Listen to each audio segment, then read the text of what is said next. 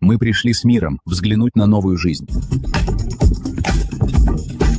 Terrazen Aqua Records. Заряд влаги. Привет! В августе 2026 года компания Minimax выпустила свою новую нейросеть по генерации видео H3. Minimax H3 занимает высокие места в рейтингах, например, на arena.ai, в задачах, связанных с генерацией видео. И сегодня мы протестируем эту нейросеть, запустим ее локально, посмотрим, как она устроена. И давайте сразу перейдем к результату, который у меня получилось сгенерировать.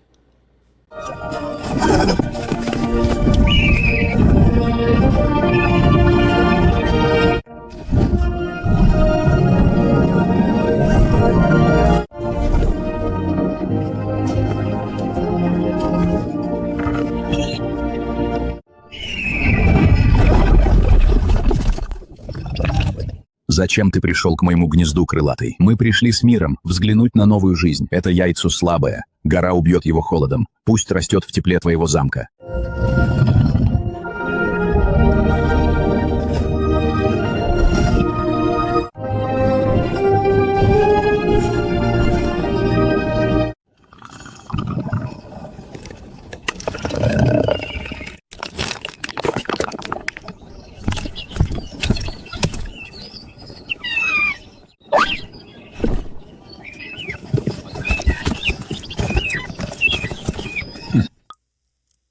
Вот как вы видели, получился достаточно хороший результат. И сейчас давайте я более детально покажу, как это делается и что для этого нужно. Во-первых, есть референсные кадры.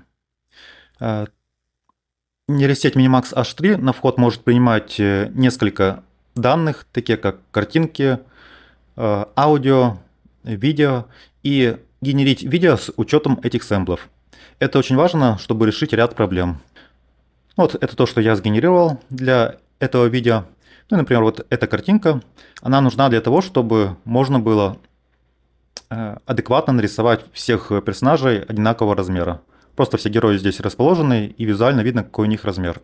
Также по каждому персонажу здесь есть картинки, как он выглядит в разных ракурсах. И при генерации конкретного небольшого кусочка видео, длиной в среднем от 5 до 15 секунд, подставляются нужные для этого видео картинки. Так, чтобы персонаж был консистентным с начала видео до конечного видео.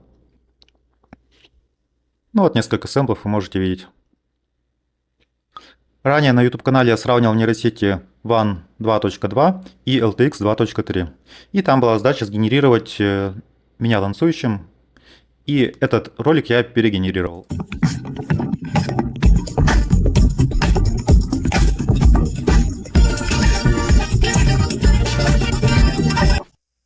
Как видно, движения в танце были весьма хорошие, не было каких-либо артефактов. Например, вот прошлое видео, это LTX 2.3. Видно, как тут много что меняется, стулья поплыли, лица поплыли. На мой взгляд, у Minimax H3 результат получился намного лучше. Далее несколько слов о моделях, которые выложены. Вот это вот нейросети Minimax H3. Вот несколько типов нейросетей. И нужно сказать, что основная нейросеть, которая генерит 2К, вот этот upscale, она не выложена. Результат на LM Arena получен с помощью API на сайте Minimax. То есть это не тот же самый результат, который можно получить локально. Но если они, конечно, выложат вот этот апскейлер до 2К, то результат будет соответствующий. Это одно из лучших решений для генерации видео. Все эти видео я генерировал с помощью Claude Code. Вот это терминал открыт. Ну и вот это вот видео, которое вы только что просмотрели в самом начале. Но сгенерировано вот с помощью вот этих квантов. Вся генерация шла на видеокарте RTX 5090, она вот тут стоит рядом. Это десктопная видеокарта на 32 гигабайта. И в принципе 32 гигабайт видеопамяти хватает на то, чтобы генерить вот такие видео. Итак, что нужно сказать? Я просто взял Claude Code со своей подпиской от Entropic, вставил название листи Minimax H3 и сказал, сгенерируй мне такие-то видео, что нужно сделать. И мы вместе обсудили, и получилось вот то видео, которое мы обсуждали в начале этого ролика. Это страница Minimax H3 на Hugging Face. Рекомендую смотреть на оригинальное название компании, которое выложил непосредственно Виза. И также ориентироваться на то, что дает комьюнити. Много комьюнити уже протестировало эту нейросеть. Есть квантизация, причем не все квантизации одинаково хорошие, и по фидбэку от пользователей можно понять, какой лучше квант использовать. И все это я делал с помощью Claude Code. Те, кто еще не использует Claude Code, рекомендую свое видео, вот это вот, по запуску Claude Code в России. И там даны все инструкции о том, как это установить, настроить, запустить, начать программировать. Ну и также можно не программировать, а генерировать вот подобное видео, либо другие задачи. Для Claude Code есть несколько нейросетей, которые лучше всего использовать для программирования. Например, на моем сайте rosgpt.com недавно вышел нейросеть DeepSeek V4 Flash 0731, и она бьет прям результаты с точки зрения стоимости и качества. Цена, видимо, у нее достаточно низкая, и она показывает очень хорошие результаты на уровне топовых нейросетей. Ее можно использовать. Конечно, Opus 5 или Fable 5 будут лучше, но, соответственно, сравните, какая у них стоимость по API. Также можно использовать другие нейросети, например, GLM 5.2. Это хороший китайский аналог, он уже дороже стоит. Либо еще есть Kimika 3. Она уже тоже достаточно в дорогом тире идет, но она открытая. Ее можно использовать как по API, так и запустить у себя. Но все же по качеству лучше нейросети от Anthropic. Я использую сейчас Fable 5 и Opus 5 для основной работы. Но для этого нужна иностранная карта и специальные программы, которые позволяют получить доступ к Anthropic. Несколько слов о железе, которое нужно для запуска этой нейросети. Все сэмплы, которые были в этом ролике, были сгенерированы с помощью видеокарты RTX 5090. Вот вы видите параметры, 32 гигабайта памяти. Причем я подключаюсь по SSH, этот вот сервер стоит рядом. Я подключаюсь с ноутбука с помощью Claude Code. Просто даю Claude Code, подключись и сгенери там видео. Claude Code сам копирует нужные данные, качает нейросети. В общем-то, вот этой видеокарты вполне достаточно для работы с нейросетью. Если у вас своей нейросети нет, то рекомендую сервера компании Imerys Cloud. У них удобная посекундная тарификация. Вот вы можете видеть стоимость в час. Ну, например, если у вас нет своей видеокарты 5090, то за 120 рублей в час можно ее арендовать и попробовать сгенерировать какие-либо видео. Также тут есть видеокарты с большим объемом памяти, например, H100, H200. И дальше я покажу, как генерировать на них, покажу, насколько отличается качество и вообще стоит использовать их или нет. По моей реферальной ссылке вы получите бонус 20% на первое пополнение в Imerys Cloud. Ссылка в описании под видео. Итак, я здесь взял сервер с видеокартой H100. По характеристикам она оказалась лучше, чем обычная H100 на 80 гигабайт, и по цене они примерно одинаковые. То есть вот они две, лучше переплатить чуть-чуть по стоимости, у нее будет плюс 14 гигабайт памяти, и эта память будет быстрее. В общем, лучше брать вот эту версию видеокарты, чем просто H100. Ну и вот, как видите, сейчас она запущена, Claude Code подключился к ней, используется 68 гигабайт памяти из 94, и на 100% загружен процессор, ну, видеочип. Это типичная нагрузка при генерации видео. Чип загружается полностью, отжирается большой объем видеопамяти, который нужен для самих весов модели и для контекста, который генерится. И по мере генерации видео от первого кадра к последнему уровень потребление видеопамяти растет. Ну и небольшой пример, как работать с Claude Code. Просто пишется запрос, что нужно узнать или что-либо сделать, и Claude Code генерит ответ. В данном случае в этом проекте я генерировал все видео. Сначала на своей видеокарте 5090 и сейчас на H100 в дата-центре. Вот эти два сервера у меня висят. Claude Code может к ним подключаться, он автоматически скачивает все. Ну и сейчас посмотрим, какие оптимальные нейросети для каждой из видеокарты. Вот примерно так он печатает. Ну вот, соответственно, все типы нейросети. И видно, что для нейросети H100 выбираются более крупные нейросети. Вот, например, квантизация BF16 Unpruned на 66 гигабайт весит, а тут запруненная версия только в int8. То есть это и квантизация, и прун сразу к оригинальным весам. Ну и различия в весах больше, чем в 3 раза. Соответственно, на H100 можно генерить более качественное видео. И сейчас дальше мы посмотрим, насколько оно получилось более качественным. Ну вот пример расчета. Если арендовать в Mears Cloud 2 эти видеокарты, то стоимость будет как раз отличаться примерно в 3 раза. Видеокарта в 3 раза дороже, при этом она в 3 раза больше нейросеть может запустить, но скорость генерации примерно одинаковая у них. Ну и давайте посмотрим еще другие варианты, как можно использовать эту нейросеть. Это пример ролика, который демонстрирует возможности для демонстрации видеокарты. Например, там на маркетплейсах может быть использовано. В общем, смотрите. В общем, тут видно, что видеокарта достаточно хорошо отображается, плавно двигается значок, иконка. Также это можно использовать для коротких видео на маркетплейсах. Вот пример. Мой секрет – Terrazon Aqua Recharge. Заряд влаги на весь день. В промпт была подана моя фотка, был подан и написан простенький текст.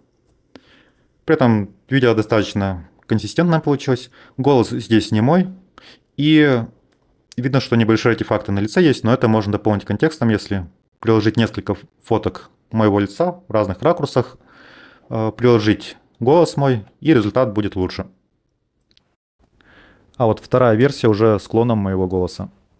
Кстати, этот комментарий тоже озвучила нейросеть. Моя находка для сухой кожи. Terrazon Aqua Recharge.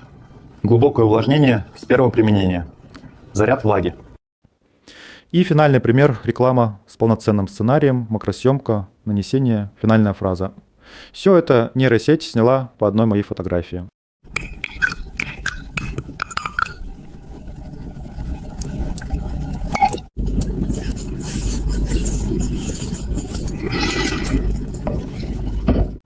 Утром и вечером 2 капли. Terrazon Aqua Recharge. Заряд влаги. Ну, еще другое видео, которое раньше показывал.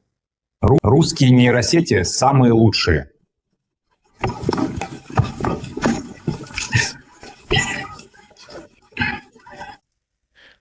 Видно, что движение достаточно реалистичное, физичное, и это можно уже использовать для генерации какого-то фотореалистичного видео. Голос тоже здесь нормальный. Я сэмпл голоса пока не прикладывал, поэтому голос не мой. Но это тоже можно приложить в контекст, и качество аудио будет хорошее. Но дальше я хочу показать вариант первого видео, которое я сгенерировал. Просто чтобы вы понимали, что можно получить с первой попытки. Это видео тоже сгенерировано на RTX 5090. И в нем видны ряд артефактов, которые я пофиксил уже при последующих генерациях.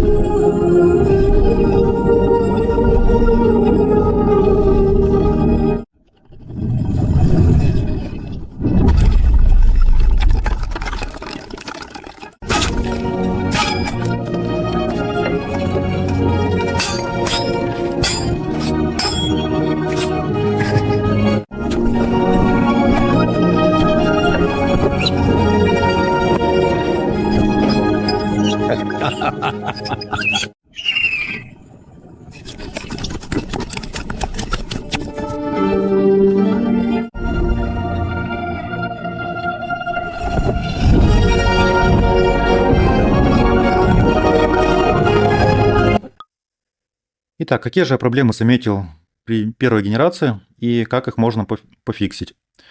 Во-первых, это неконсистентная музыка, потому что вот это видео длительностью 1 минута, при этом это склейка из нескольких нарезок. Нарезки в среднем от 5 до 15 секунд. Это наиболее оптимальное значение по качеству и потреблению ресурсов. Соответственно, музыка неконсистентная, потому что она генерится независимо в каждом кадре. И я это решил тем, что в следующих вариантах я просто в промпт добавил не генерировать музыку вообще. При этом остаются все эффекты, например, такие как удары мяча, взмахи крыльев и другие эффекты на кадре. Но при этом музыку можно наложить уже потом на финальном рендере. И там музыка будет нормальной, и это будет хорошо смотреться, когда склейка видео происходит, но музыка идет плавно. Далее, плывет детализация в отдельных моментах. Например, вот этот ролик, сейчас я покажу оригинал.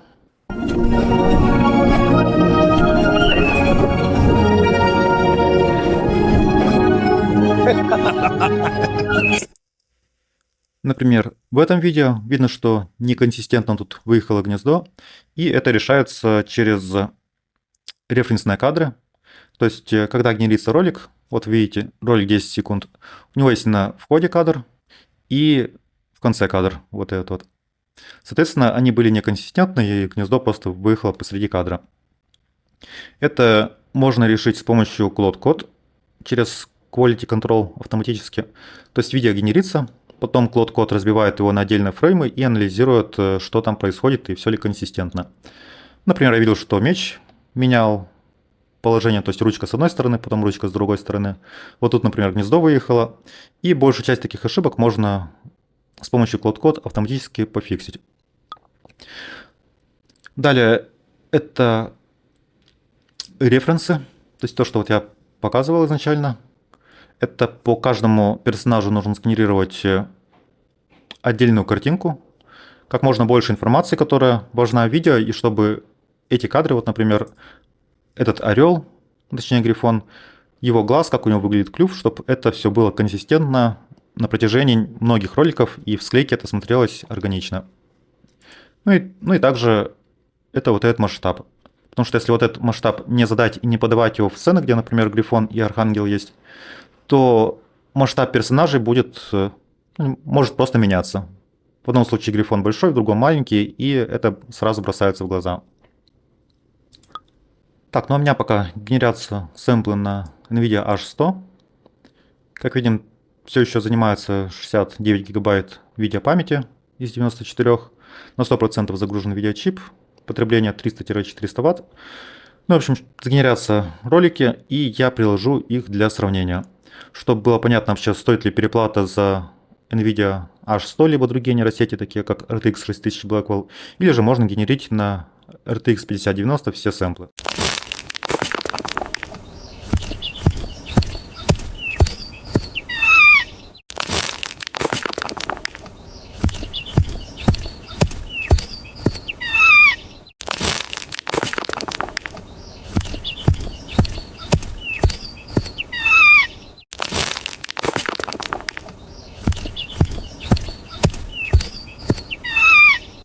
Еще пару слов про характеристики видео.